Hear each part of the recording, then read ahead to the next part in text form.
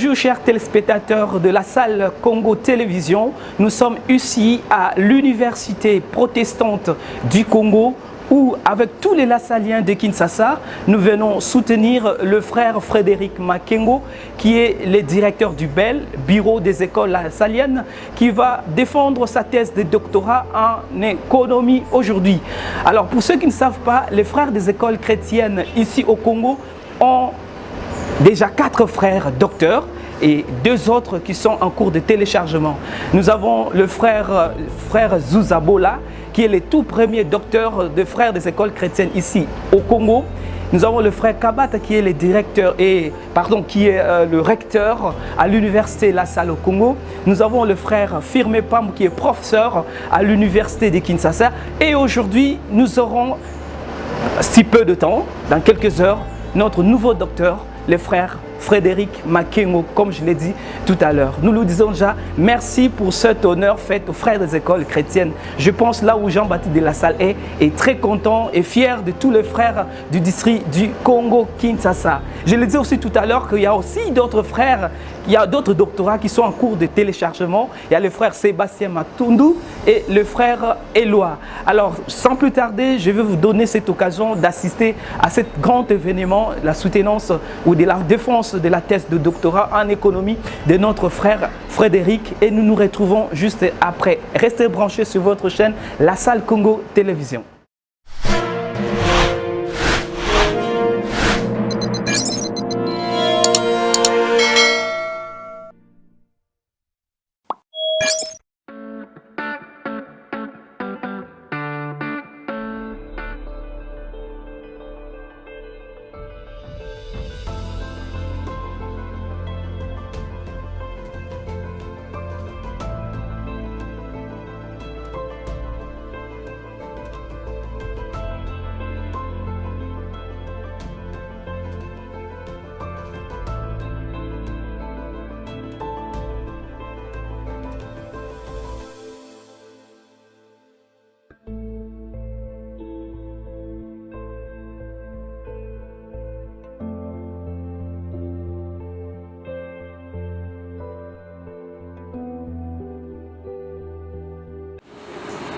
Nous tenons également à remercier de vive voix nos maîtres, tout particulièrement notre promoteur et nos copromoteurs de thèse. Nous citons professeur Évariste Boulumba, professeur Séraphin Oudou Matingu et professeur Mabi Aziza Kibonge qui est aux États-Unis pour leur accompagnement, leur soutien tout au long de ce doctorat et surtout les conseils qui nous ont prodigués sans lesquels cette thèse n'aurait pu aboutir. Nous souhaitons nous profiter de cette occasion pour continuer à avancer avec vous les interrogations qui nous ont habité ces dernières années.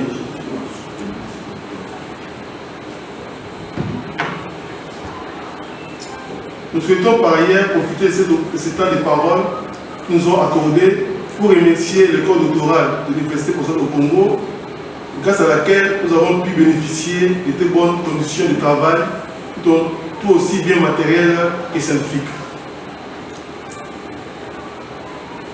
Enfin, nous remercions sérieusement nos confrères, nos amis, nos collègues, nos sœurs, dont c'était bien de loin pour leur présence aujourd'hui dans cette salle, afin de nous accompagner dans cette présentation. Nous disons merci à vous tous.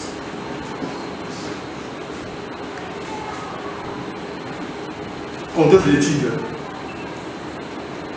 La thèse que nous soumettons aujourd'hui à la discussion du jury, intitulée Éducation et croissance économique en République démocratique du Congo, une approche économétrique de 1980 à 2020, c'est-à-dire pendant 40 ans.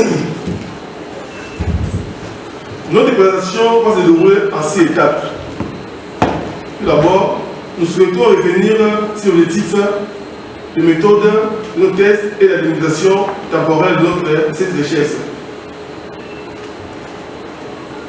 Ensuite, nous arrêterons sur le point clé de ce travail, notamment sur la problématique et les hypothèses, la vérification des hypothèses et les possibles résultats du travail. Enfin, nous terminons par les recommandations, la conclusion et des pistes de réflexion. Deuxième point, objectif et méthode du travail. Monsieur le Président, Monsieur le membre du jury, chers invités, l'objectif de notre travail est de montrer que l'éducation contribue à la croissance économique. C'est-à-dire qu'il y a un lien entre les variables de l'éducation scolaire et la croissance économique en RDC. Comme vous le savez, il existe plusieurs études qui se sont intéressées à la relation entre l'éducation et la croissance économique du point de vue microéconomique tout comme macroéconomique, tant sur le plan théorique et empirique.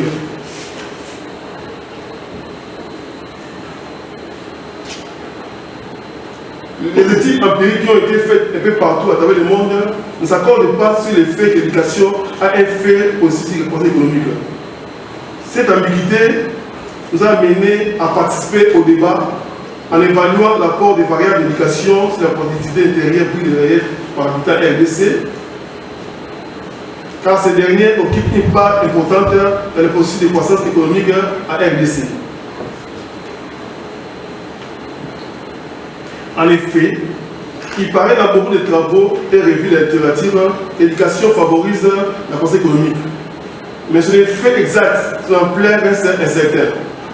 Or, la connaissance de cette relation, de son ampleur aussi impératif, puisqu'elle détermine et guide les mesures politiques publiques, l'effet d'existence d'autres facteurs qui peuvent agir parallèlement à l'éducation.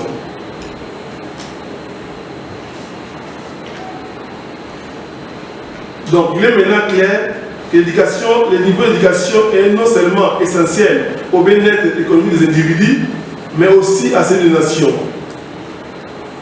L'accès à l'éducation de qualité est un facteur clé de l'accumulation du capital humain et de la croissance économique. Car le bienfait de l'éducation s'attend aussi au-delà des individus et des revenus nationaux.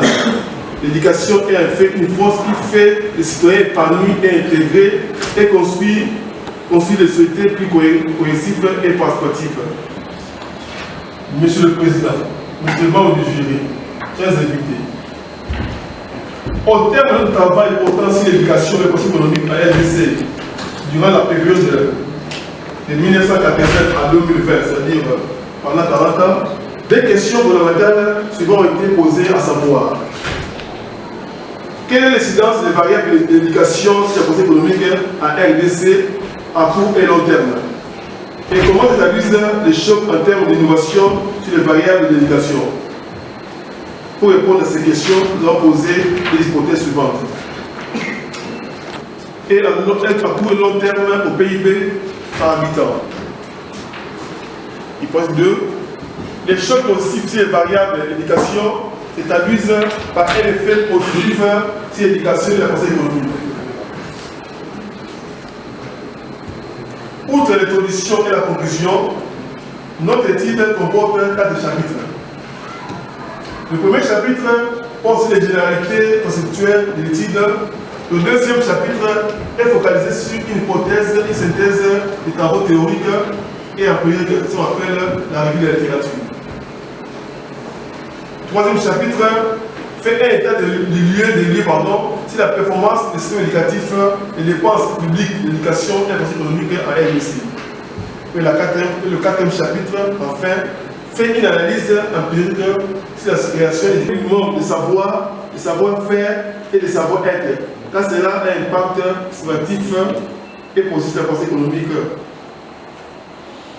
Et aussi, les faits comme on a demandé pour l'enseignement primaire, il y a aussi obligatoire. Troisième recommandation, adapter l'école secondaire aux besoins des enfants à poursuivre les meilleures études supérieures, mais aussi à la possibilité d'offrir à chaque enfant de se déployer dans le milieu professionnel. Quatrièmement, doter chaque territoire du pays, chaque commune urbaine, d'une école technique publique de référence selon le plan cohérent approuvé par le pouvoir public. Dernière recommandation, veiller à l'exécution des dépenses tels que promulgués suivant la loi de la promotion et la loi des finances pour éviter que les crédits initialement prévus pour les dépenses positives soient détournés à d'autres fins. Conclusion de l'étude. Monsieur le Président, Monsieur le membre du jury, chers invités, pour terminer, il est évident que ces recherches ne s'arrêteront pas aujourd'hui. Et nous pensons d'ailleurs que nous ne quitterons jamais les ressources, les méthodes et les dispositions d'esprit qui permettent de construire cette manière d'appréhender l'éducation. Comme il disait, car les seules économies modernes, si vous trouvez que l'éducation coûte cher, essayez l'ignorance.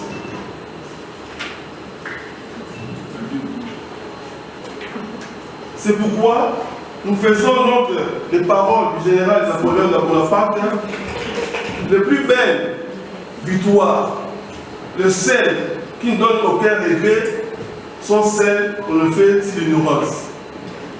Car de la salle dirait, on ne peut rien faire sinon de combattre l'ignorance. C'est pourquoi il est vainqueur de l'ignorance.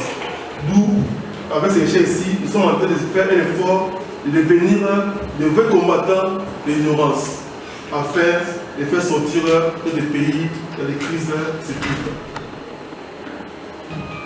Pour tout dire, nous vous remercions de votre attention et nous sommes pleinement disposés à répondre à vos questions. Merci.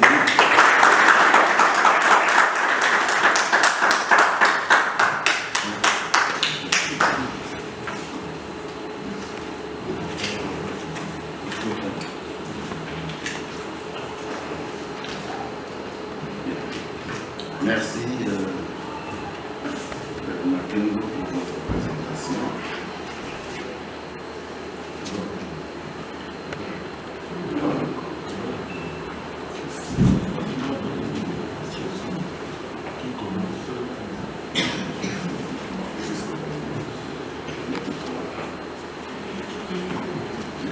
Je disais que l'ordre des interventions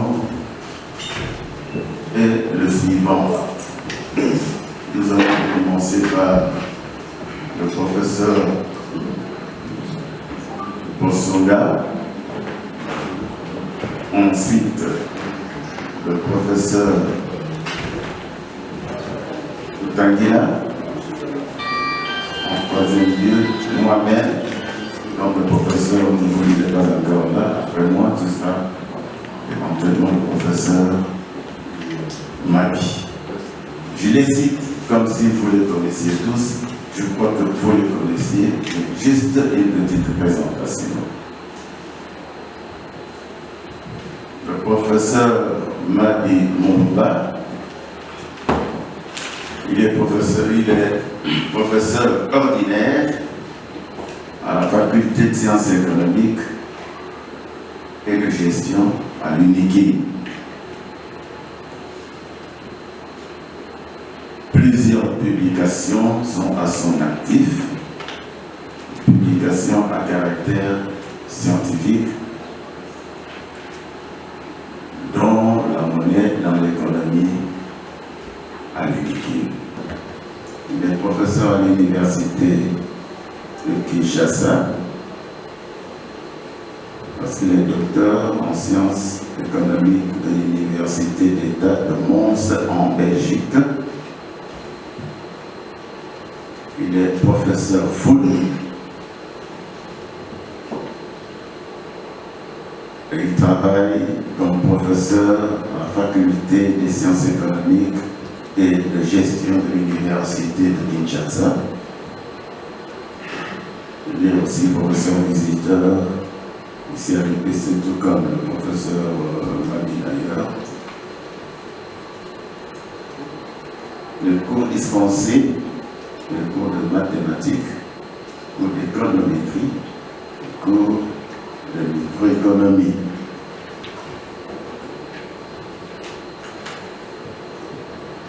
En troisième lieu, nous avons le professeur Tanguila, qui est à ma droite. Il est professeur à l'Université protestante au Congo, docteur en sciences informatiques et en intelligence artificielle.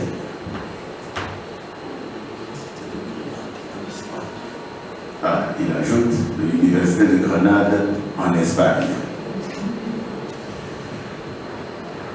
Il a le grade de professeur fou. Je crois que c'est l'essentiel de ceux qui sont présents ici. Et donc je disais que mes excuses pour le retard, mais j'ai quitté la maison à temps. Malheureusement, c'est ça les circonstances. Je commence par présenter mes félicitations au candidat du travail. Parce que quand il a commencé son travail, il y a énormément de concepts dans le domaine de l'économie et de l'éducation qu'il ne maîtrisait pas.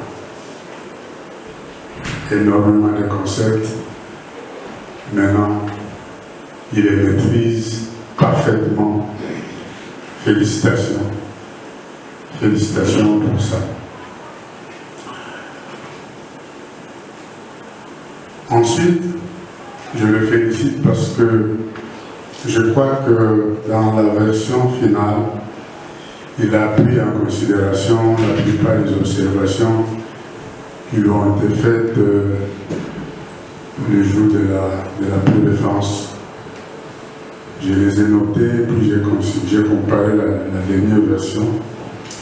Je considère que presque toutes les observations ont été prises en considération. Félicitations.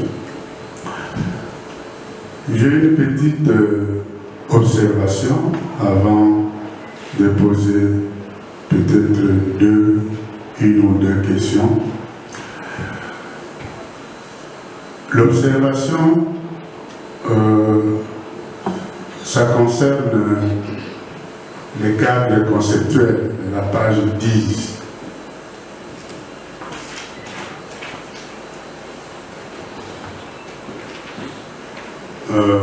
Je vois ici vous parlez de Lucas 1988. Ça c'est le cadre conceptuel de votre étude. Vous ne pouvez plus faire allusion au cadre conceptuel de la théorie entre l'éducation et la croissance. Donc ça c'est une petite observation. Bon.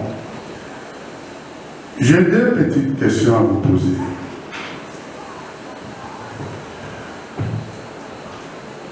Dans l'objectif principal de votre étude, vous dites, c'est de vérifier. C'est à la page 12.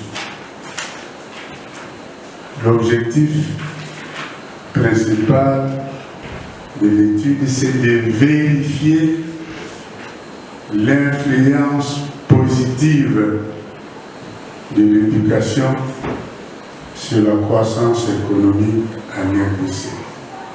Donc ça suppose qu'il y a des études antérieures qui ont été menées, qui ont abouti à la conclusion qu'il existe une influence positive de l'éducation sur la croissance. Et que maintenant vous voulez vérifier si à partir des données de votre travail, ça se vérifie. Alors ma question, ça va. Est-ce qu'il y a des études antérieures sur la RDC qui parlent d'influence positive de l'éducation sur la croissance économique? Puisque l'objectif était de vérifier. Donc, ça suppose qu'il y a des études antérieures qui ont démontré qu'il existe une influence que l'éducation exerce, l'éducation en RDC exerce une influence sur la croissance. Est-ce que ces études-là existent? La deuxième question,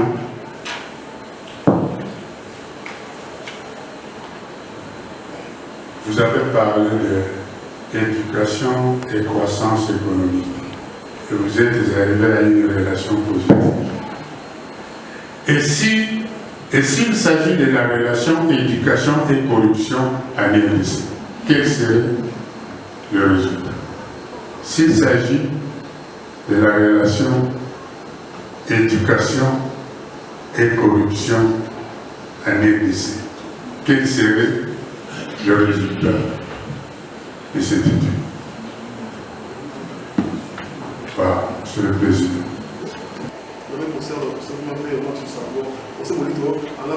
Dans ces recherches, là, on voit que la corruption a un impact très négatif sur l'éducation.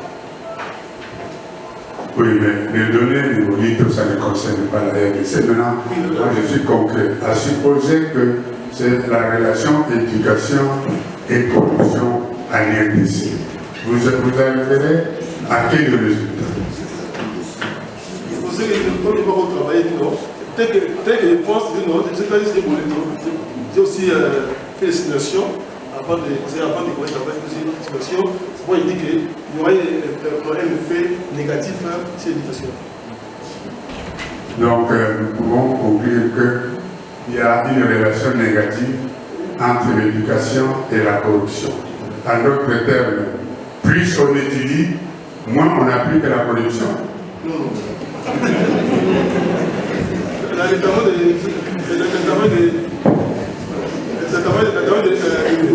si je voulais un peu plus concret, nous devons dire ceci, dans l'appui. On peut utiliser l'éducation pour combattre l'ignorance. En fait, c'est ce que je voulais dire. On peut utiliser l'éducation pour combattre l'ignorance. La corruption. Autrement dit, si le taux d'éducation augmente, en principe, la corruption devait diminuer. Bon, maintenant, nous sommes en RDC. Vous vivez les réalités de la RDC.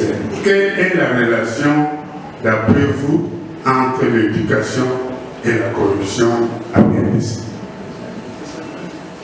C'est évident, ça. Approche-toi du micro. Oui. C'est évident. Pour moi, si le taux d'éducation augmentait, en principe, la corruption devait diminuer. Bon, vous dites en principe. Maintenant, les constats.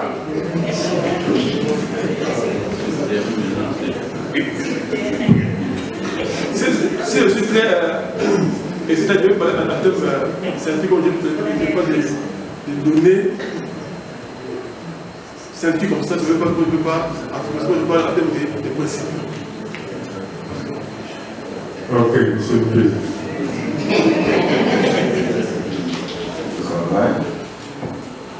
Je joins mes félicitations à celles du professeur Boudi, mais je crois ajouter, en algèbre ça existe, on peut additionner un plus et un moins. Il y a un moins qui vient aux félicitations de tout à l'heure, en rapport avec le travail que vous nous avez présenté, d'abord dans un premier temps au niveau de la soutenance privée.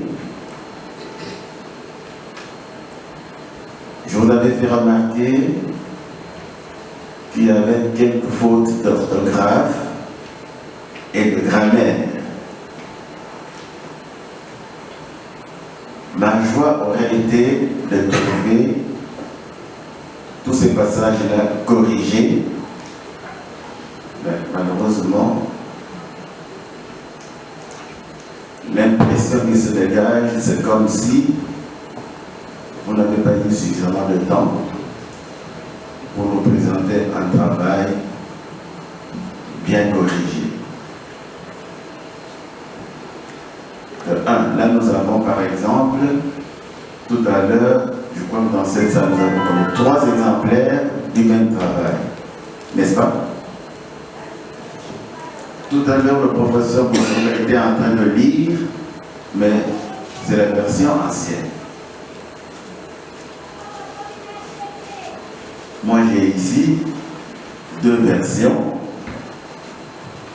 Il y a la version finale qui m'a été déposée ce matin. Dieu merci, parce que vous avez quand même corrigé pas mal de choses. C'est bon. Si par exemple nous prenons la page 305,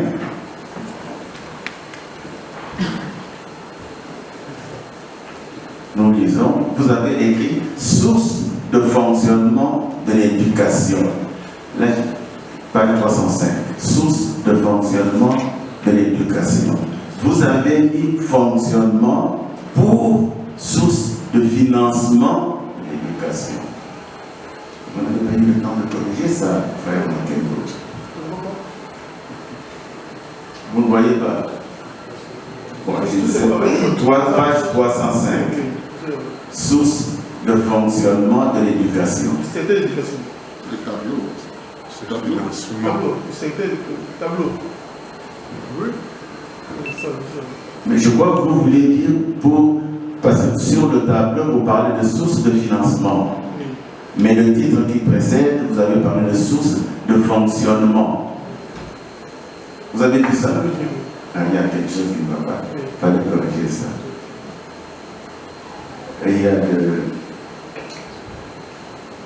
dans ce sens-là aussi, vous avez écrit pour les subventions du gouvernement, en lien avec le gouvernement, vous êtes un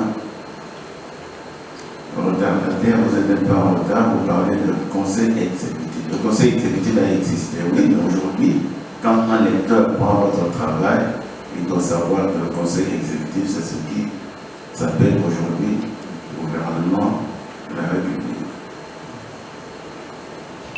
ONG étranger. Vous avez vu ça? ONG étranger ou étrangère, une organisation.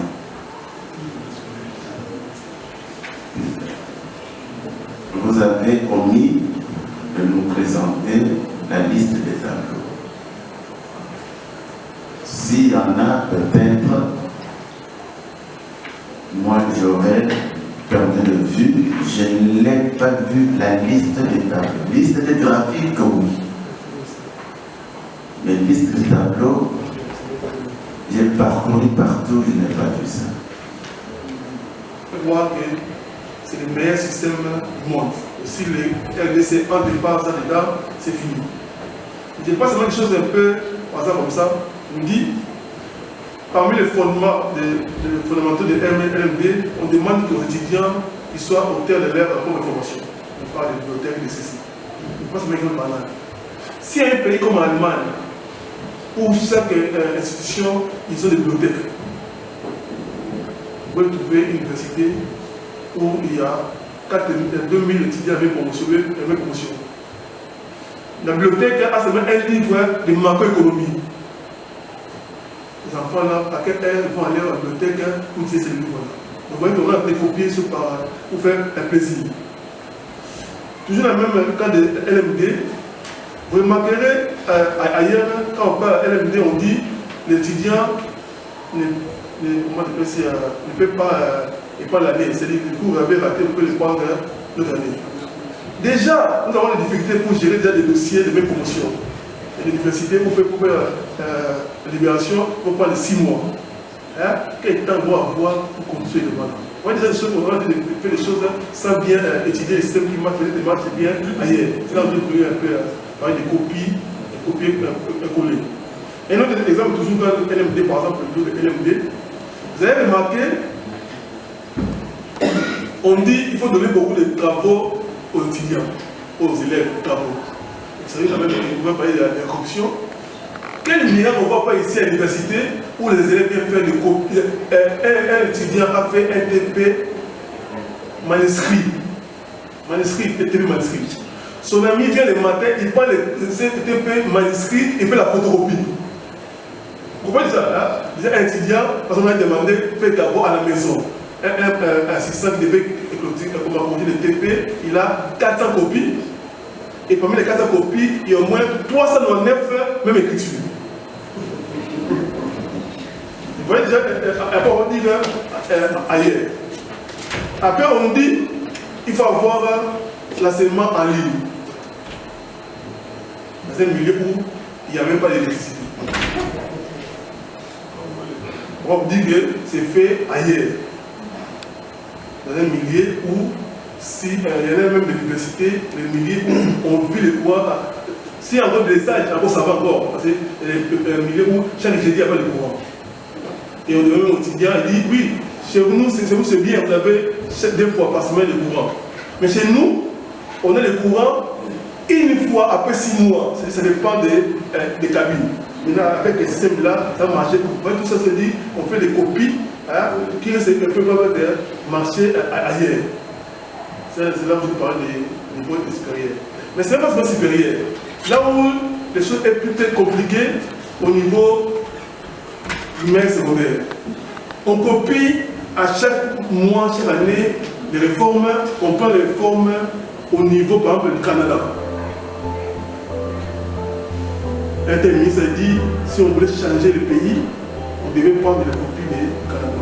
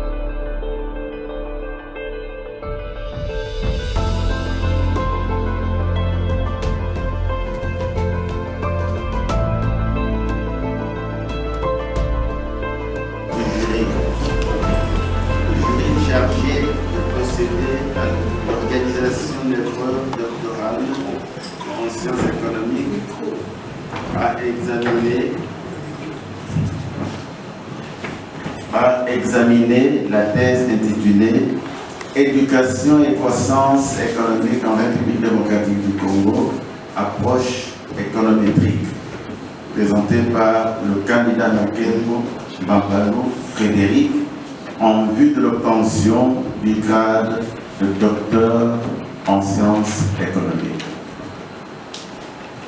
Après délibération à huis clos, le jury a pris la décision suivante. Monsieur Makembo Mbambalou Frédéric a réussi à l'ensemble de l'épreuve avec la mention grande distinction.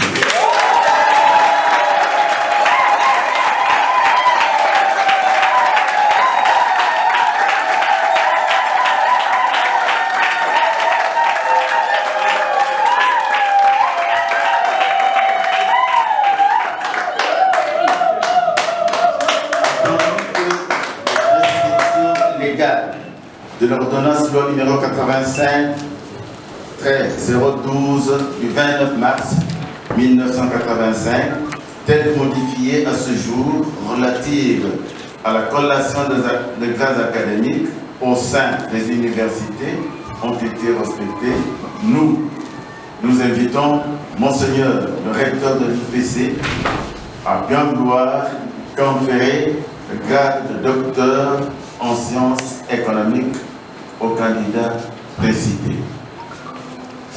Fait à Kinshasa, le 25 mars 2022, membre du jury.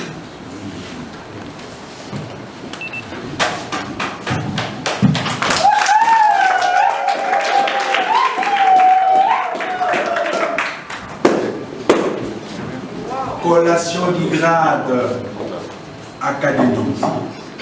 Nous, professeurs, Monseigneur Daniel Goy Bolia, recteur de l'Université protestante au Congo, UPC en cible, vu le procès verbal du jury chargé de procéder aux examens de la dernière épreuve en vue de l'obtention du grade de docteur en sciences économiques, attendu que toutes les prescriptions légales relatives à la collation de grades académiques ont été respectées, conférant aujourd'hui au candidat précité le grade de docteur en sciences économiques avec la mention grande distinction.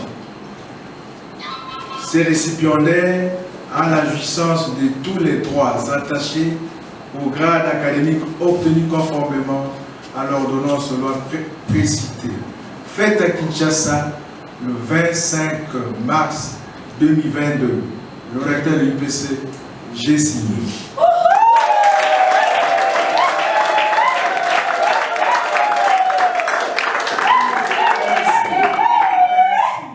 Ainsi, nous sommes obligés maintenant de demander au nouveau docteur en sciences économiques, frère Makengo, de s'approcher ici et que les collègues membres du jury vont l'habiller de la toge.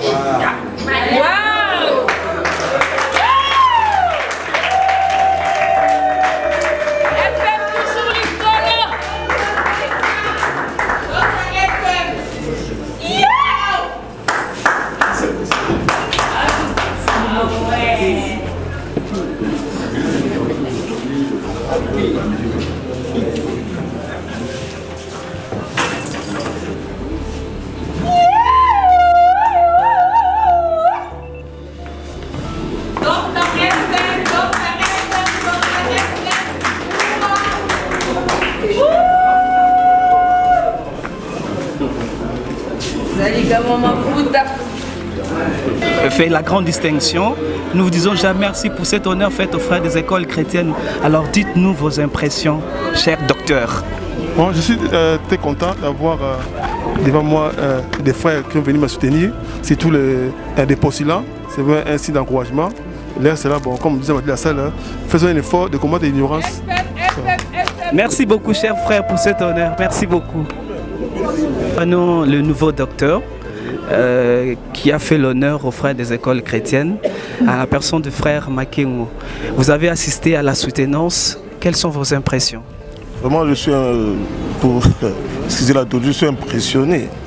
C'est tellement formidable que pour moi, ça ne fait que m'encourager à aller de l'avant, à suivre l'exemple de frère Makengo. Au prix de beaucoup de luttes et de persévérance, il est arrivé à atteindre l'objectif. Voilà un peu, je l'encourage et le félicite. Merci beaucoup. Merci.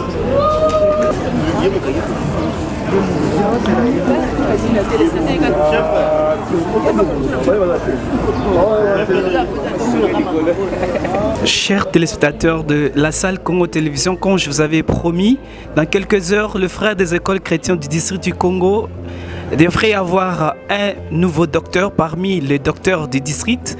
Et chose promise, chose faite, nous venons d'avoir notre nouveau docteur, le 4e docteur dans le district du Congo Kinshasa. En tout cas, merci au frère Makengo pour cet honneur fait aux frères des écoles chrétiennes du district du Congo Kinshasa.